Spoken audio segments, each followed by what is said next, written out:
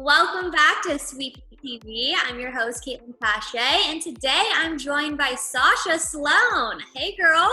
Well, I wanted to kick us off by letting you know that I am obsessed with your voice, and I listened to a bunch of your music yesterday, and I'm officially a fan. I think you're amazing, and your songs are so relatable. Thanks, that's super sweet. Thanks for listening to me, I appreciate it. Yeah, of course. Well, I also want to talk about your debut album. You announced that it's coming out in October, and it's called Only Child. So where did the title of this album come from? So it's actually one of the songs on the album, and I had that title written down on my phone for a really long time, and I didn't really know what it meant or how I wanted to write the song. And then I brought it to this writer, Shane McAnally, who's on Songland, and like a big brother to me. He's amazing. And he was just like, oh yeah, it gets lonely being an only child. And I was like, wow, that's great. It kind of just represents who I am. And I thought it would be a cool album title. So that's how we landed there. I love it. And what was your writing process like for this album? I know you usually write from personal experiences, right? Yeah, definitely. I think for this album, it was interesting because I'm super in love and life is not bad. And then the pandemic happened. So it's definitely multifaceted in the sense that they're not all just love songs. There's kind of a range, and I really wanted to make sure that that was happening. So it's going to be a mix of love songs and then kind of stuff that you're facing in your real life? Yeah, definitely. More like my opinions, and I wrote this song called Santa's Real during the pandemic. And it's just kind of about how I wished I was a kid during all of this. And the whole concept is like, I want to live in a world where Santa's real. And so like, I want to live in that world too, okay? Yeah, right? So, I got inspired by the world, which I don't usually write about, and just different influences like that, which was cool. Yeah, and you also recently just dropped song House with No Fears. What is the concept behind that song? So my boyfriend and I make all my music together too. He's a producer and writer.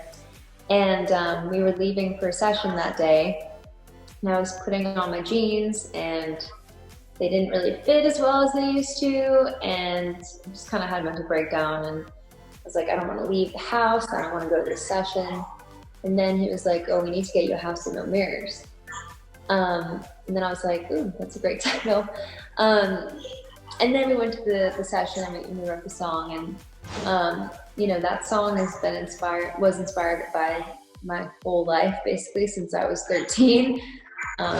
Just body image and body dysmorphia is something that I've always struggled with, so. Well, especially during this quarantine, I think everyone can relate to their jeans not fitting, wishing you didn't have to look at yourself in the mirror every day.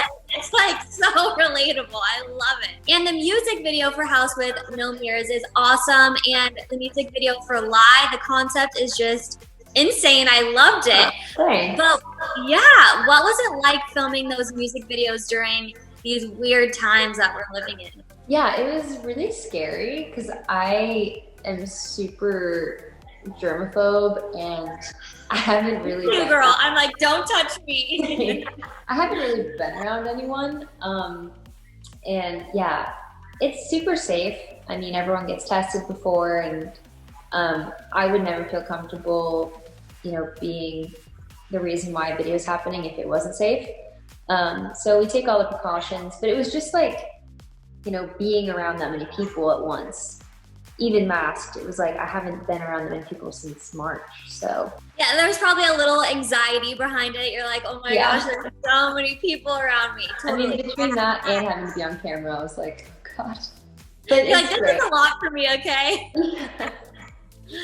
Where did you come up with the idea for the music video for Lie? Yeah, it's actually something that really happened to me.